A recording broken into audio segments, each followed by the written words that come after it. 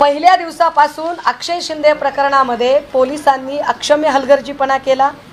पहिल्या दिवसापासून अक्षय शिंदे प्रकरणामध्ये पोलिसांकडून अत्यंत संशयास्पद पद्धतीने तपास संथगतीने चालू होता आणि हा जो काही तपास संथगतीने चालू होता यात काही महत्त्वाचे मुद्दे आपल्या समोर ठेवले पाहिजेत की आम्हाला अक्षय शिंदे प्रकरणाबद्दल आक्षेप का आहेत आणि ते कशासाठी आहेत। मुद्दा क्रमांक 1, अक्षय शिंदे याला तळोजा MIDCच्या जवळच्या जेलमधून जर बदलापूरमध्ये न्यायचे असेल तर साधारणतः तुम्ही सगळ्यांनी प्रवास केला असेल, आपण पनवेल कळंबोलीतनं राईट टर्न घेतो, पुढे जातो, तळोजा राईट साईडला राहतं, तिकडनं पुढे जर बदलापूरला जायचं असेल तर राईट टर्न घेऊन आपण MIDCतनं एक चांगला हायवे तयार झालेला आहे, शिळफाटाने आपण बदलापूरकडे जातो।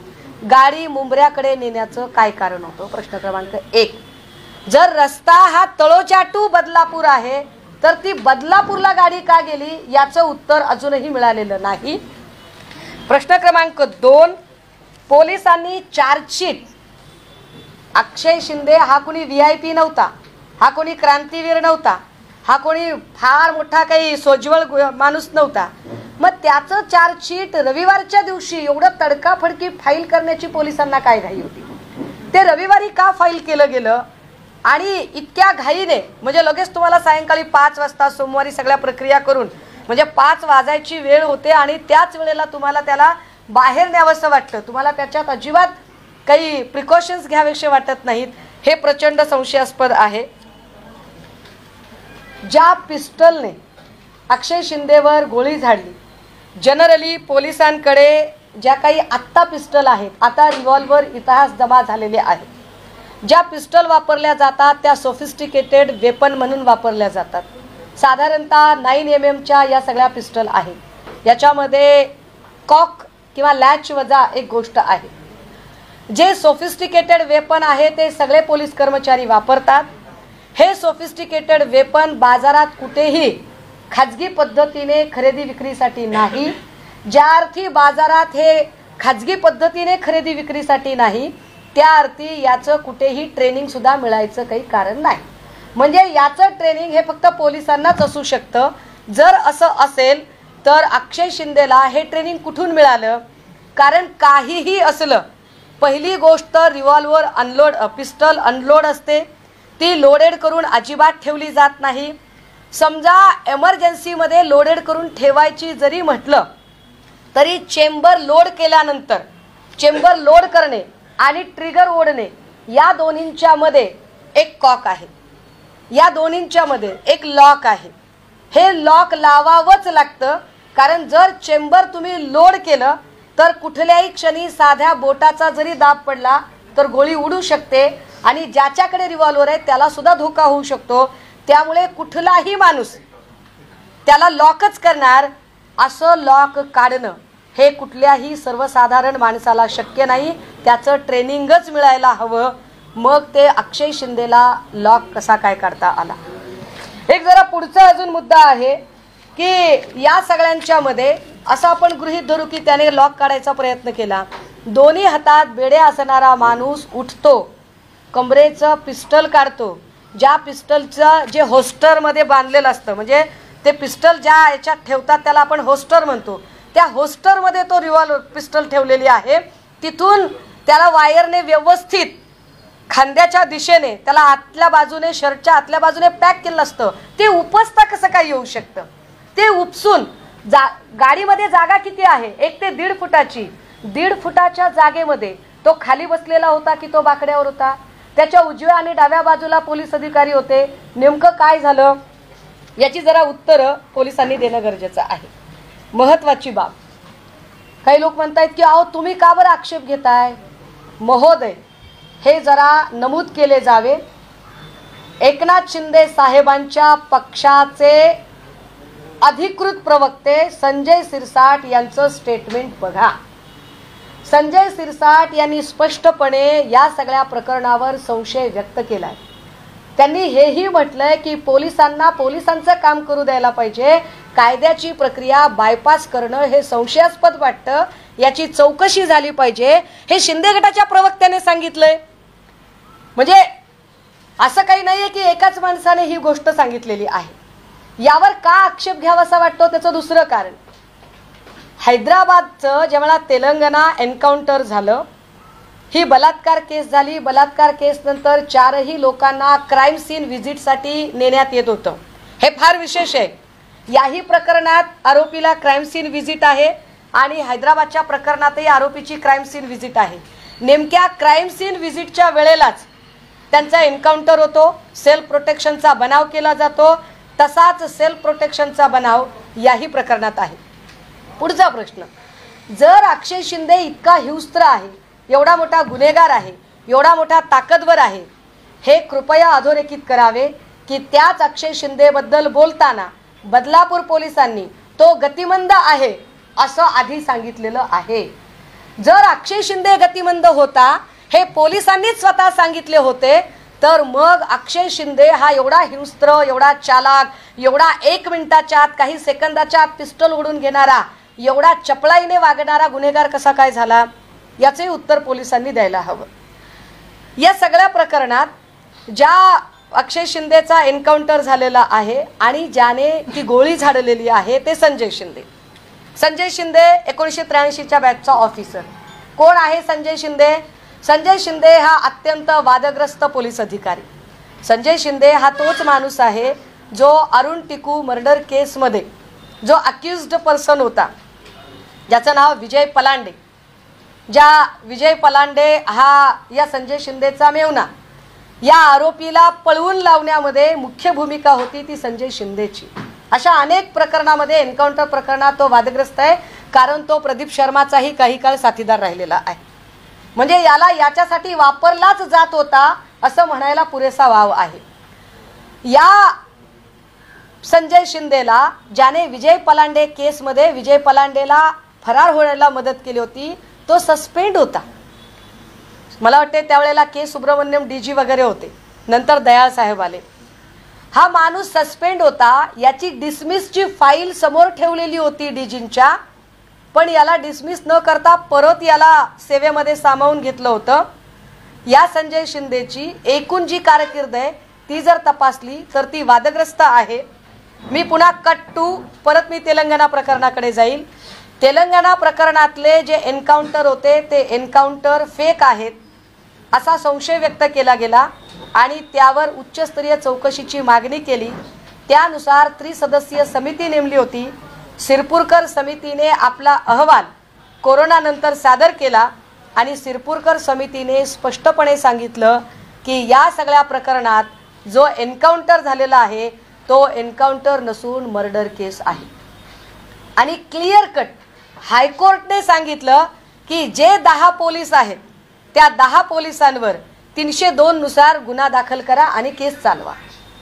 मला पोलिसांचं प्रोटेक्शन कळतं, मी समजू शकते, कारण पोलिसांचा सन्मान राखला पाहिजे आणि पोलिसांची सुरक्षा सुद्धा महत्त्वाची आहे. पण कालपासून गळे काढणारे नरेश मस्के, कालपासून गळे काढणारे सन्माननीय गृहमंत्री देवेंद्र फडणवीस साहेब जे म्हणतायत की तुम्ही पोलिसांचा अपमान करताय, फडणवीस साहेब तुमच्या तोंडी ही भाषा शोभत नाही. गृहमंत्री म्हणून तुमच्याबद्दल माझ्या मनात अपार आदर आहे, पण तुम्ही कधी पोलिसांचा सन्मान ठेवलाय का? तुमच्याकडून कधी पोलिसांचा सन्मान ठेवण्याची एखादी तरी कृती घडली आहे का? अहो साहेब, रोज ती कोकणातले 4-12 जे पोलिसांचा अपमान करतात आणि त्याच्या अगेन्स्ट कित्येक पोलीस पत्नींनी आपल्याकडे तक्रारी केल्यात. आपण त्या नितेश राणेला साधी समज देऊ शकला नाहीत. उलट आपण पोलिसांवरती दडपण आणता, पोलिसांना दहशतीत घेता. त्यांनी काल गळे काढावेत की पोलिसांचा आम्ही फार सन्मान करत आहोत. तुम्ही काय पोलिसांचा सन्मान करू शकता? या सगळ्या प्रकरणात अक्षय शिंदेला फाशीच व्हायला हवी होती. अक्षय शिंदे कोणी समाजसुधारक नव्हताच, तो गुन्हेगारच होता. परंतु अक्षय शिंदे या एका माणसाला संपवल्यामुळे प्रकरण संपतं का? तर नाही. अक्षय शिंदेला संपवून हे प्रकरण संपवण्याचा आणि कुणाला वाचवण्याचा प्रयत्न सरकारने करत आहेत याचं उत्तर सरकारने दिलं पाहिजे.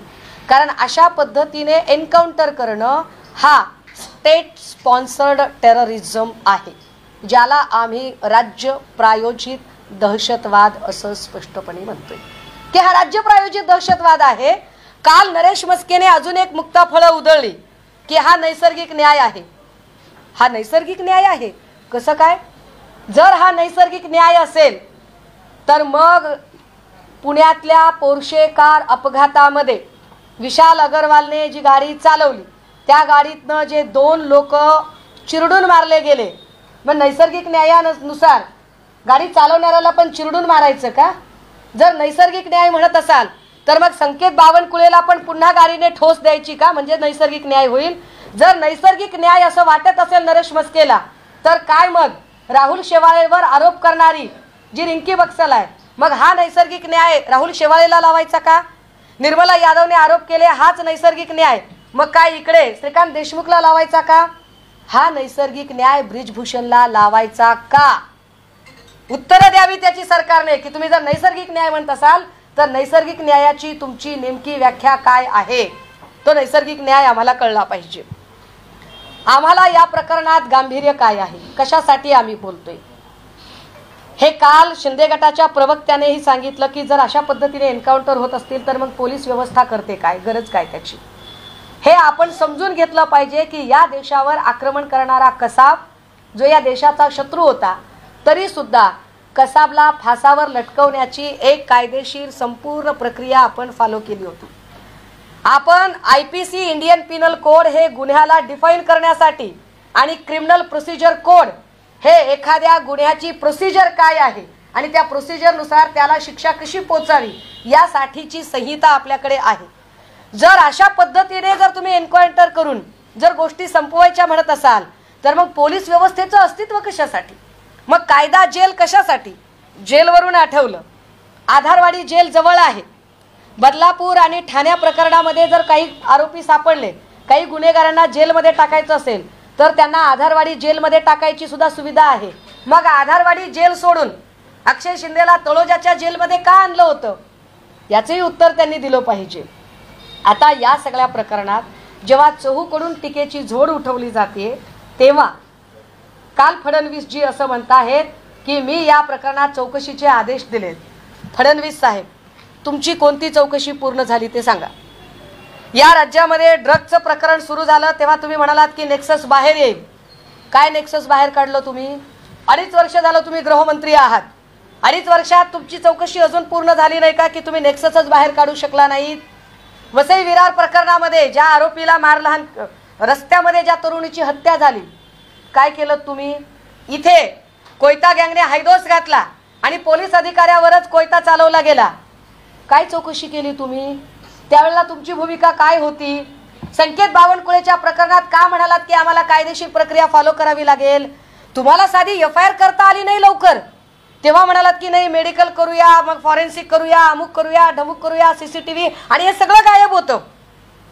तिथे तुम्हाला कायदेशीर प्रक्रिया आठवते. एका वामन म्हात्रेवर FIR करताना तुम्हाला कायदेशीर प्रक्रिया आठवते, FIR करताना, आणि गोळी घालताना तुम्हाला कायदेशीर प्रक्रिया अजिबात आठवत नाही. गोळी घालताना तुम्ही बेछूट गोळी घालता. त्याला फाशीच व्हायला पाहिजे होती, हे मी पुन्हा पुन्हा सांगते. त्याला फाशीच व्हायला पाहिजे होती, पण त्याला फाशी देताना सराउंडिंग असणारे जे कारक घटक आहेत ते वाचवले जात आहेत, ही आमची अडचण आहे. कित्येक लोकांना वाचवण्याचा प्रयत्न केला जातोय. बदलापूर प्रकरणातला आपटे अजूनही अटक झालेला नाही. CCTV फुटेज नेमके तुमच्या वेळेलाच गायब कसे होतात फडणवीस साहेब? नेमके शाळेचे CCTV फुटेज गायब झाले. तिकडे बावनकुळेच्या प्रकरणात नेमके त्याच्या सगळ्या रस्त्यावरचे CCTV फुटेज गायब झाले.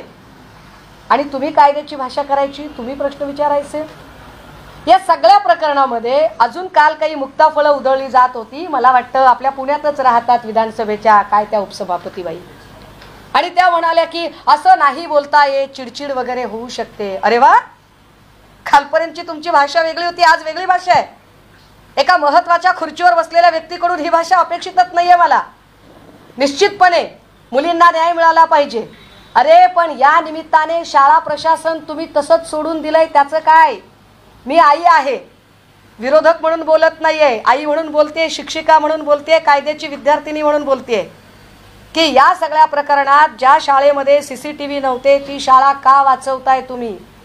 ती शाळा वाचवणं तुम्हाला कितपत योग्य वाटते त्याच्यावर तुम्ही काहीच भाष्य करणार नाहीत का? अजून एक गोष्ट, काल उज्ज्वल निकम बोलत होते, भाजपचे प्रवक्ते आहेत. उज्ज्वल निकम नावाच्या भाजप प्रवक्त्याला किती घाई झाली होती काल बोलायची. घाईघाईत त्यांनी आपलं स्टेटमेंटही देऊन टाकलं आणि म्हणाले की कधी कधी जेव्हा आरोपीला असं वाटतं की आता आपलं मरण ओढवलेलंच आहे तेव्हा तो फ्रस्ट्रेट होतो, डिप्रेशनमध्ये जातो आणि स्वतःवर गोळी झाडून घेतो. अशाच पद्धतीने अक्षय शिंदेने गोळी झाडून घेतली.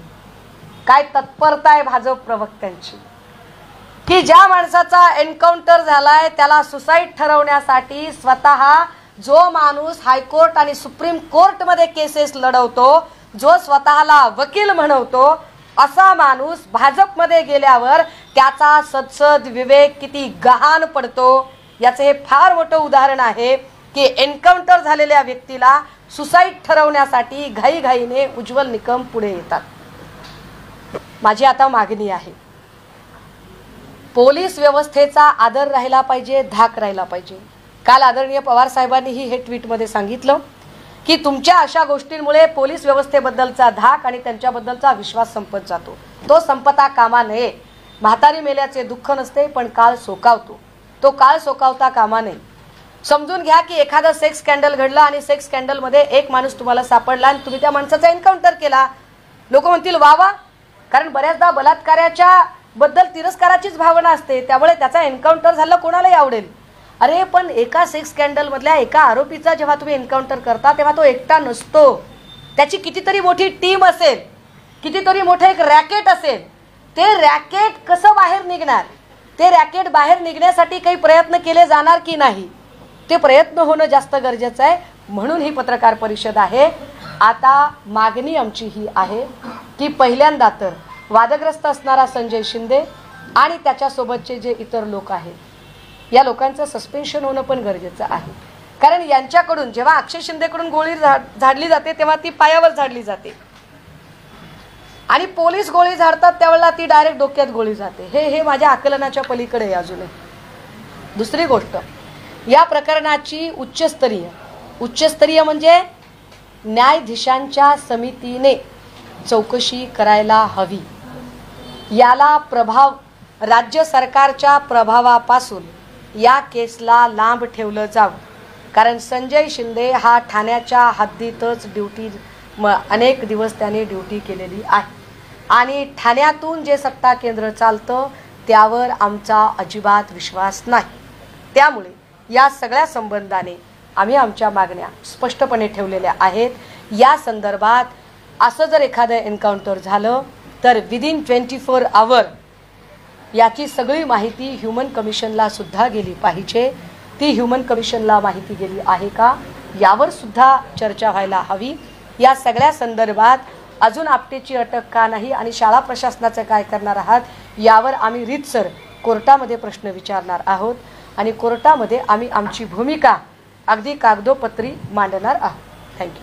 तुम्ही असं म्हणाले नरेश म्हस्के जसे म्हणाले नैसर्गिक न्याय सर्वांना मिळाला पाहिजे, तुम्हाला असं म्हणायचं का जी राजकीय मंडळी फिरतात, आमदार खासदार मंत्रीपदापर्यंत गेले बलात्कारी, त्यांचाही एन्काउंटर केला पाहिजे, हा तुमचं मत? नाही, मला तेच म्हणायचं आहे की नैसर्गिक न्याय म्हणजे काय. कारण नरेश म्हस्केचं हे स्टेटमेंट इतकं गंभीर आहे की नैसर्गिक न्याय झाला म्हणजे काय, म्हणजे उद्या कुणीही कुणाला एन्काउंटर करेल. उद्या जर असं मला वाटलं की नाही विष्णू सानप माझ्या दृष्टीने गुन्हेगार आहे, घातली गोळी, संपला विषय. हा नैसर्गिक न्याय नाही होऊ शकत. एखादी गोष्ट ठरण्यासाठी त्याला चीप आहे, त्याला क्रॉस आहे, त्याला आर्ग्युमेंट आहे, त्याला जजमेंट आहे, त्याला इव्हिडन्स आहे, त्याला अनेक गोष्टी आहेत. ती सगळी प्रोसेस जर तुम्ही बायपास करणार असाल तर मग पोलीस स्टेशन कशाला अस्तित्वात आहे, मग न्यायालय कशाला अस्तित्वात ठेवता. मग फक्त असे 10-5 एन्काउंटर स्पेशालिस्ट फक्त नेमा ना तुम्ही, बाकीच्या गोष्टीच करू नका. मी पुन्हा सांगते की अक्षय शिंदे हा समाज सुधारक नाही, त्याला फाशीच व्हायला पाहिजे. पण ती फाशी होताना लोकांच्या मनात कायद्याबद्दलचा धाक आणि आदर सुद्धा शाबूत राहिला पाहिजे, जो अशा प्रकरणाने राहत नाही. आणि ही गंभीर समस्या आहे. त्यामुळे या प्रकरणातून वाचवायचे कोणाला असंही असू शकतं. काल एक पोस्टर फिरलं लगेचच 10-5 मिनिटात एक पोस्टर फिरलं. काय पोस्टर होतं की न्याय असाच हवा, एक पोलिसांची टोपी आणि खाली धर्मवीर 2. एका चित्रपटाच्या लॉन्चिंगसाठी हे केलं का तुम्ही? नेमकं केलं कशासाठी? एक लॉन्चिंग करायचे म्हणून की बदलापूर प्रकरणात तुमची आबरू सगळ्या अख्ख्या राज्याच्या वेशीवर टांगली गेली आहे. ती बूंद से गई सो हौद से नहीं आती तो प्रयत्न करण्यासाठी तुम्ही केलं. राज्यात जर ॲव्हरेज जर बघितला तर दिवसाला 4 ते 5 घटना आज घडत आहे. आणि तुमचा नैसर्गिक न्याय म्हटलं तर तुम्हाला किती एन्काउंटर करावे लागते याचा मॅडम असं सांगा तुम्ही, आता काही नावं तुम्ही स्पष्टपणे घेतली, काही नावं अप्रत्यक्षपणे घेतली. हा फेक एन्काउंटर आहे, ठरवून केलेला आहे असं जर म्हटलं तर त्याच्या पाठीमागं कोण कोण असेल आणि काय काय घडलं असेल असं सांगू शकता? म्हणजे काय तुम्हाला नक्की दादा, शंका व्यक्त करणे, आरोप करणे असलं काहीच बोलत नाहीये मी थेट आरपार सांगते की हा प्री प्लान फेक एन्काउंटरचा एक स्क्रिप्टेड स्टोरी आहे. हे मी थेट सांगायचा प्रयत्न करते. जर हे सगळं मीच शोधायचं असेल तर गृहमंत्री मी व्हावं लागेल. नाही, मग देवेंद्रजींनी काय करायचं? आमचं काम आहे प्रश्न उपस्थित करणं. आम्ही प्रश्न उपस्थित केला आहे. मी वारंवार म्हणते, मी राजकीय विरोधक म्हणून बोलत नाहीये. माझा आई म्हणून कन्सर्न आहे. माझा कायद्याची विद्यार्थिनी म्हणून कायद्याबद्दल असणाऱ्या आस्था जी आहे ती आस्था म्हणून कन्सर्न आहे. मी अनेक रिटायर्ड पोलीस ऑफिसर्सशी बोलले की शक्य आहे का हो असं एखादं तुम्हाला जी पिस्टल असते ती पिस्टल लोड करून ठेवतात का? कित्येक रिटायर्ड पोलीस ऑफिसर सांगतात की नक्सली भाग सोडला तर कुठल्याही ठिकाणी अशा पद्धतीने अधिकारी पिस्टल लोड करत नाहीत. आणि जरी लोड केली समजा काही इमर्जन्सीमध्ये तरी चेंबर लोड केल्यापासून ते ट्रिगर ओढेपर्यंत मधल्या पॅचमध्ये एक लॉक आहे, जो लॉक सर्वसामान्य व्यक्तीला काढताच येत नाही. आणि तुम्ही पोलीसच सांगतात की तो गतिमंद होता. तर मग नेमकं गौड बंगाल काय? आणि ते गौड बंगाल शोधून काढावं यासाठीच मी उच्चस्तरीय समितीची मागणी करते. आणि माझा अजिबात शिंदे साहेबांवर विश्वास नाही.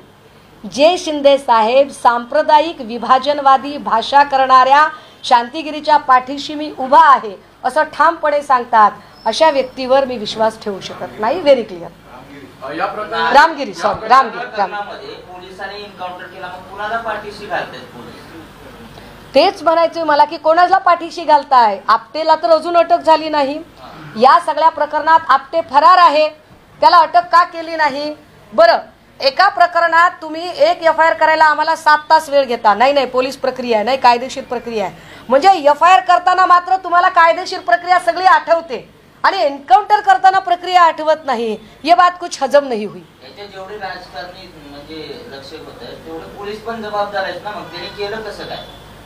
याच्यात त्यांनी केलं कसं काय या प्रश्नाचं उत्तर मी आधीच्या माझ्या निवेदनामध्ये दिलं की संजय शिंदे जो गोळी झाडणारा अधिकारी आहे त्याची संपूर्ण कारकीर्दच वादग्रस्त आहे. त्याचं याच्या आधी सस्पेन्शन झालेलं आहे. त्याच्या डिसमिसची फाईल डीजींच्या टेबलवर होती. अरुण टिकू मर्डर केसमध्ये विजय पलांडेला फरार करून देण्यातला एक महत्त्वाचा ठपका याच संजय शिंदेवर होता. संजय शिंदे हा अशा अनेक प्रकरणात वादग्रस्त व्यक्ती म्हणून 1983च्या बॅचचा हा ऑफिसर आहे. या घटनेच्या संदर्भात एक SIT स्थापन करण्यात आलेली आहे ज्यामध्ये 15 अधिकाऱ्यांचा समावेश आहे आणि त्याच 15 अधिकाऱ्यांमध्ये संजय शिंदे आणि निलेश मोरे सुद्धा आहेत. ही SIT एक्झॅक्टली दादा, ही थट्टा आहे. ही कमिटी म्हणजे थट्टा आहे. माझीच बॅट, माझाच बॉल, माझा स्टंप आणि मी 6 काढलेला आहे, मी 4 मारलेला आहे, हे तुम्ही जाहीर करा असं नाही चालत. 13 तारखेची ती ऑर्डर आहे, ही केस ट्रान्सफर केली होती क्राईम ब्रांचकडे. त्यावेळेस कोणत्या तपास पत्रामध्ये असेल त्यांची नाव आहेत. नाही, पण तरीही आता सुद्धा SITची नावं नाहीये. ती जी स्थापन झाली त्याची नावं नाहीत. हे त्या तपास पथकातले जे अधिकारी आणि कर्मचारी आहेत त्यांच्या नावांची ती लिस्ट आहे. मुद्दा एक. दुसरं, तुम्ही मगाशी असं निवेदन करताना म्हटलं की रिव्हॉल्वर पोलिसांच्या आर्मरीमधून हद्दपार झाली. असं काही नाही. रिव्हॉल्वर अजूनही पोलिसांच्या आर्मरीमध्ये आहे. मी नाही म्हटलं हद्दपार झाली. आता म्हटलं रिव्हॉल्वर नाही, एकदाही नाही. तुम्ही परत ऐका, एकदा नाही. मी असं म्हणते की हॉस्टरमध्ये जिकडे ऑफिसर होस्टलर वापरत नाहीत मॅडम. क्राईम ब्रांचची टीम आहे ती. क्राईम ब्रांचचे ऑफिसर होस्टलर वापरत नाहीत. होस्टलर युनिफॉर्मवर वापरतात. मग ते उघडं ठेवणार आणि अनलोड केलं उघडं ठेवणार. अनलोड हे रेकॉर्डवर कुठे आहे? लोड झालेलं होतं की अनलोड झालेलं होतं? एक्झॅक्टली. तुम्ही कसं म्हणता लोड झालेलं पिस्टल ठेवलं? बरोबर आहे, मी असं म्हणत नाही. मग मला सांगा, एका सर्वसामान्य माणसाला त्याचा ट्रिगर कसा काय ओढता आला, त्याचं लॉक कसं काय काढता आलं? टॅक्टिकल प्रोसिजर तुम्हाला माहिती की नाही मला माहिती नाही. 9 mm चं पिस्टल नॉर्मल माणूसही 2 हातांनी कॉक करू शकतो. नाही करू शकत, दोन्ही हातांनी कॉक नाही करू शकत. याच्या संदर्भाने मी कित्येक रिटायर्ड पोलीस ऑफिसरशी बोलले की 9 mm चं पिस्टल हे सर्वसामान्य माणसाला त्याचा लॉक काढता येत नाही दादा. लॉक म्हणजे पट्टी असते, ती पट्टीवर सरकवलेली असते. पण ते काही असं लगेचच काढून कुठे बाकड्यावर ठेवता येत नाही. नाही, मी तेच म्हणतो, ज्या गोष्टी रेकॉर्डवरच नाहीये त्याच्यावरती प्रश्नचिन्ह कसं येऊ शकतं? पण हे ठीक आहे, त्याच्यावर प्रश्नचिन्ह रेकॉर्डवरतीच नाहीये, त्या गोष्टी तुम्ही कसं काय अज्युम करताय असं मी म्हणतोय. एक्झॅक्टली मला तेच म्हणायचंय की ज्या गोष्टी रेकॉर्डवर नाहीत किंवा तुम्हाला माहित नाहीत किंवा मला माहित नाहीत, त्या गोष्टी फक्त पोलीस सांगतायत म्हणून मी ऐकायच्या. प्रत्यक्षदर्शी कोण आहे पोलिसांपेक्षा? होता एखादा पत्रकार जवळ? मग नाहीच आहे तरी पण तुम्ही आक्षेप घेता असं मी सांगतो. मग माझा त्याच्या पुढचा प्रश्न आहे की मग मध्ये असं घडलं असेल. दुसरी गोष्ट, प्रत्येक वेळेस हँडकफ लावायला, बेडी लावायला कोर्टाची परवानगी लागते. तुम्ही म्हटले की त्याला बदलापूरला नेत होते, त्याला नेत होते ट्रान्झिट रिमांडसाठी ह्या केसमध्ये वर्ग करायला.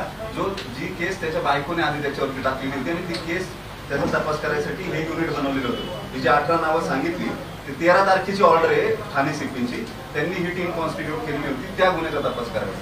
377 जो ऑफिस आहे त्याचा. आता जर ट्रान्झिट रिमांडसाठी ते जात असतील तर हँडकफ लावायचा की नाही लावायचा याची परवानगी कोर्टाकडून घ्यावी लागते. कोर्टाची आता मला सांगा दादा, आता माझा प्रश्न तुम्हाला आहे की जर तुम्ही म्हणताय की हे असं झालं असेल, तसं झालं असेल, याच्यावर आम्ही का विश्वास ठेवायचा? जसा तुम्ही मला प्रश्न विचारताय तोच प्रश्न मी तुम्हाला परतून विचारू शकते की तुम्ही होतात हजर? मी नव्हतो, मला स्टँडर्ड कोणी अजून पत्रकार होता तिकडे? प्रत्यक्षदर्शी कोण होतं? तर मग पोलिसांनी सांगितलेली एक कपोलकल्पित कथा, ज्याने एन्काउंटर केलाय त्याने सांगितलेली कपोलकल्पित कथा ही कशी काय सत्य मानायची? याला काय आधार आहे? जसा तुम्ही आधार विचारता तसा कपोलकल्पित कथेला सत्यकथा मानण्याचा आधार काय आहे? तो आधार सांगा आम्हाला. तुम्ही तो आधार फडणवीस साहेबांनी सांगावा. तुम्ही कशावरती सत्य मानाल ते सांगा. कोण? नाही, माझी शंकाच आहे, माझ्या शंका आहेत. मी सगळे प्रश्न उपस्थित केलेत आणि या सगळ्याच्या प्रश्नांची उत्तरं मिळावी म्हणूनच मी उच्चस्तरीय समितीच्या चौकशीची मागणी करते.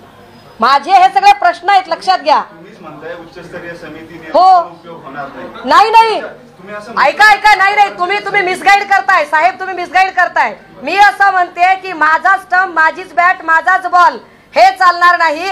फडणवीसांनी आदेश द्यायचे आणि राज्यांतर्गत एखादी समिती, ये बात नाही चलेगी. उच्चस्तरीय समिती, मी असं म्हणते की उच्च न्यायालयाच्या न्यायाधीशाच्या स्तरावरची समिती नेमा आणि या सगळ्या फॅक्ट्स तपासून बघा आणि त्यातलं सत्य काय आहे ते समोर आणा, ही माझी मागणी आहे. मी इथे कुणी जज नाहीये, मी मागणी करते आणि मी म्हणते की मला उच्च न्यायालयाच्या स्तरावरच्या न्यायाधीशांची चौकशी समिती यात झाली पाहिजे. आणि का झाली पाहिजे त्याचं कारण मी पुन्हा सांगते की अक्षय शिंदे कुणी समाज सुधारक नाही, कुणी क्रांतीवीर नाही, पण कसाबला सुद्धा फाशीवर देताना आपण एक कायद्याची प्रक्रिया फॉलो केली होती. ती प्रक्रिया जर फॉलो होत नसेल तर राज्यामध्ये अशा पद्धतीने पोलीस स्टेशन आणि न्यायालयाच्या अस्तित्वाला अर्थच उरणार नाही. म्हणून हे गरजेचं आहे, हे कृपया आपण समजून घ्या. तुम्ही या घटनेवरती आक्षेप घेत आहे, मात्र जी पीडित आहे तिला न्याय मिळाला का? कारण शाळेत ज्यावेळेस ती चौकशी होती ते म्हणजे सायकल लागली असेल, तिला काही झाले असेल, जे मेन आरोपी आहे ते सापडले नाही. एक्झॅक्टली दादा, मला हेच म्हणायचं आहे की अक्षय शिंदेचा एकाचा आवाज बंद केल्याने प्रकरण संपले आणि आपण मोठा विजय हासिल केला असं जे चित्र दाखवण्याचा प्रयत्न केला जातोय तसं नाही. तर या प्रकरणातल्या ज्या वेगवेगळ्या कड्या आहेत त्या अजूनही गुलदस्त्यात आहेत. आपटे अजूनही फरार आहे. या शाळा प्रशासनावर अजूनही कारवाई नाही. या सगळ्या गोष्टी होणं अपेक्षित आहे आणि म्हणूनच मी उच्च न्यायालयाच्या स्तरावरच्या न्यायाधीशांच्या चौकशी समितीची मागणी करते. तुम्ही सुरुवातीला बोलताना असा आरोप केला की कालची जी घटना घडलेली आहे ती स्टेट स्पॉन्सर टेररिझम आहे. हो, मी तो शब्द मी डबल उच्चारते. हा स्टेट स्पॉन्सर्ड टेररिझम आहे असं मी म्हटलं. जर हे असेल तर मग अंबानीच्या घराखाली जे काही स्फोटक ठेवण्याचा आरोप झाला त्याची चौकशी करा. तो स्टेट स्पॉन्सर टेररिझम नव्हता. अहो दादा, मी सगळंच समजू शकते, त्याच्याही चौकशा करा आणि त्याच्यामध्ये त्याच्याही चौकशा कराव्या. पण त्याच्या चौकशांसाठी ज्या लोकांना मध्ये घेतलं गेलं त्या सगळ्यांनी तिथे मात्र सांगितलं की आम्ही IQ माहितीवर केलंय, आम्ही IQ माहितीवर केलंय. हे ऑन रेकॉर्ड आहे, हे कृपया समजून घ्या. ज्या परमवीर सिंगने आरोप केले तो परमवीर सिंग कोर्टाच्या समोर सांगतो की मी IQ माहितीवर केलं. हे पण कृपया समजून घ्या ना. त्याने का त्यावेळेला पुरावे सादर केले नाही? माझ्यासाठी, मी वारंवार सांगते, पक्षीय राजकारणापेक्षा सुद्धा कायदा जास्त मोठा आहे आणि कायद्याची प्रक्रियेसोबत जर कोणी अशा पद्धतीने कायद्याची थट्टा उडवण्याचा प्रयत्न करत असेल तर ते खपवून घेतलं जाणार नाही, इतका साधा प्रश्न.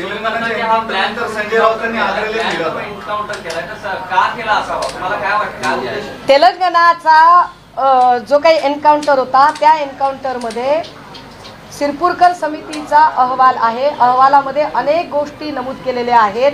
मला आत्ता इकडे येताना पूर्ण अहवाल वाचायला वेळ मिळाला नाही, परंतु त्यात स्पष्टपणे नमूद केलं की या 4 मध्ये नुसते 4च लोक नव्हते, तर ते प्रेत जाळून पुरावे नष्ट करण्यासाठी अनेक लोकांनी त्यांना मदत केलेली होती. ते अनेक लोक बाहेर येतील, त्याबद्दलचं सत्य बाहेर येईल म्हणून 4 लोकांना एन्काउंटर करण्याचा प्रयत्न झाला आणि ते सत्य त्या 4 लोकांच्या सोबतच संपवण्याचा प्रयत्न झाला. त्यामुळे हा प्री प्लॅन ठरवून केलेला मर्डर आहे असं म्हणत या 4ही एन्काउंटरमध्ये 302 नुसार गुन्हे दाखल करावेत असं ऑनरेबल हायकोर्टाचं जजमेंट आहे. हे कृपया आपण समजून घ्या.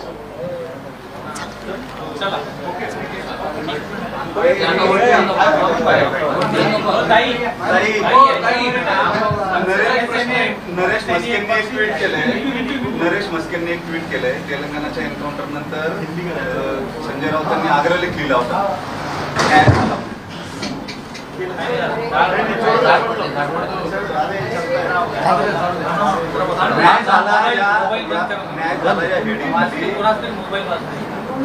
झाला या हेडिंग खाली संजय राऊतांनी सामन्यामध्ये आग्रहलेख लिहिला होता एन्काउंटर नंतर. मी 2022ला प्रवेश केलाय साहेब, जून 2022ला. जून 2022च्या नंतरचा पक्ष मला माहिती आहे आणि त्यातल्या घडामोडी मला माहिती आहे. त्याआधी मी चळवळीतली आहे आणि तेव्हाचेही तुम्ही फेसबुकवर जा आणि तेलंगणा प्रकरणातलं माझं फेसबुक लाईव्ह बघा, तेव्हाही माझी सेम लाईन आहे की कायद्याची प्रोसेस बायपास होता कामा नये. माझा एकच लाईन आहे या सगळ्या प्रेसमध्ये की कायद्याची अख्खी प्रक्रिया तुम्ही जर बायपास करत असाल तर पोलीस यंत्रणा आणि न्यायालय यांचं अस्तित्वच उरणार नाही, यांचा धाक उरणार नाही. आणि हे एकटी मी बोलते असं नाही, जे नरेश मस्के मुक्ताफळं उधळत आहेत ना त्या मस्केंना म्हणावं, राऊत हे फार लांब राहतात, त्याच्या आधी स्वतःच्या पक्षाचे प्रवक्ते शिरसाटांनी काय बोललंय ते जरा ऐका. शिरसाटांनी सुद्धा या एन्काउंटर बद्दल शंका व्यक्त केली आहे आणि ते पब्लिक डोमेन मध्ये कालचं स्टेटमेंट उपलब्ध आहे, ते चेक करा. तुम्हाला असं वाटतं का संजय राऊतांची भूमिका बदलणं योग्य नाहीये किंवा योग्य नाही? मला ती भूमिकाच माहित नाहीये, त्यामुळे तुम्ही काय सांगताय मला समजून घ्यावं लागेल आणि समजून घेतल्यावर मी त्याच्यावर उत्तर देईल. मी तो लेखही वाचलेला आहे.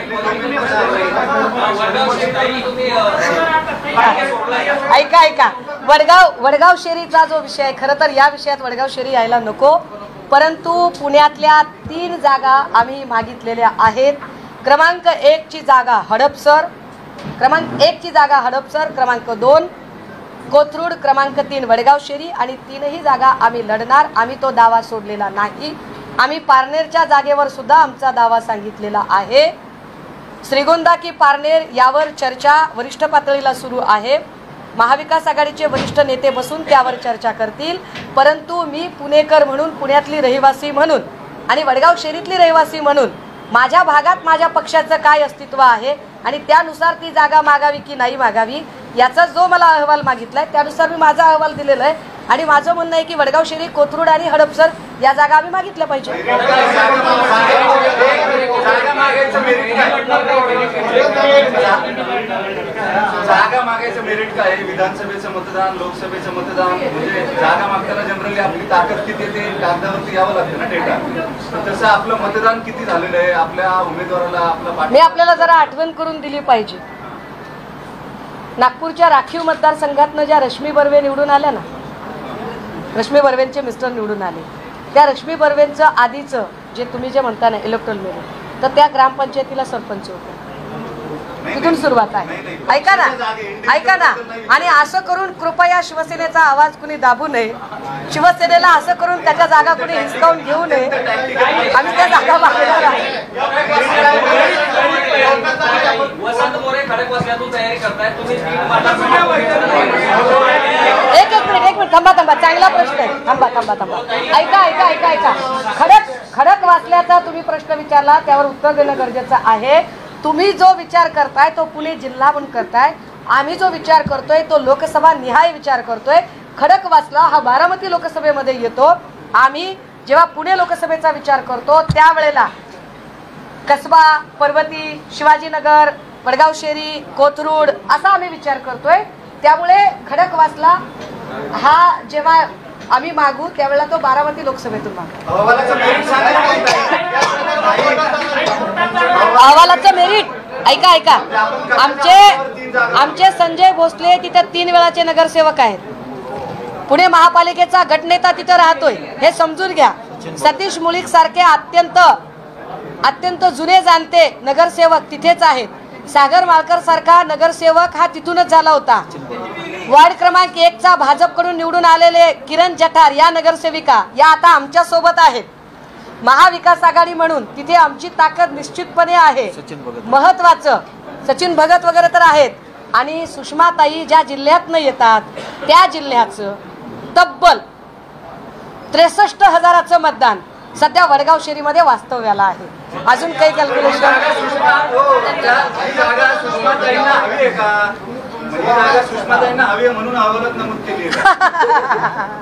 Good question. लक्षात घ्या मी एक जागा मागत नाहीये. मी मागताना 3 जागा मागते. मी फक्त पुण्याबद्दल बोलत नाही. मी जेव्हा बीडबद्दल बोलते त्यावेळेला मी असं म्हणते की मला माजलगावही हवं आहे आणि गेवराई हवी आहे. किंवा जेव्हा आम्ही अमरावतीबद्दल बोलतो तेव्हा दर्यापूर पाहिजे, बडनेरा पाहिजे. आम्ही जेव्हा हिंगोलीबद्दल बोलतो तेव्हा हिंगोली शहर, किनवट, कळमनुरी पाहिजे. मी माझ्या पक्षाची जबाबदार पदाधिकारी म्हणून वैयक्तिक एका जागेसाठी नाही तर पक्षाला कोणत्या जागा मिळाव्यात त्यासाठी भूमिका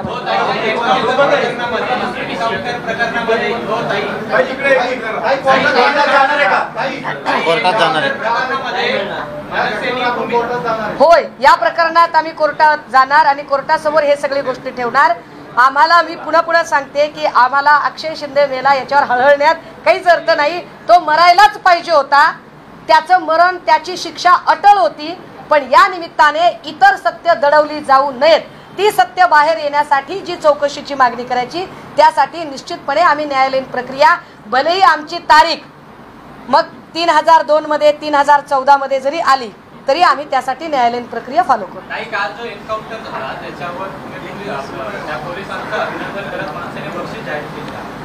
सॉरी कोणी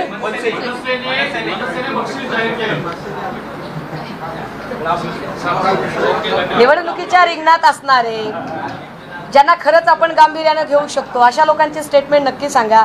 मी ज्या लोकांना अजिबात गांभीर्याने घेत नाही मी त्यावर काही बोलत नाही.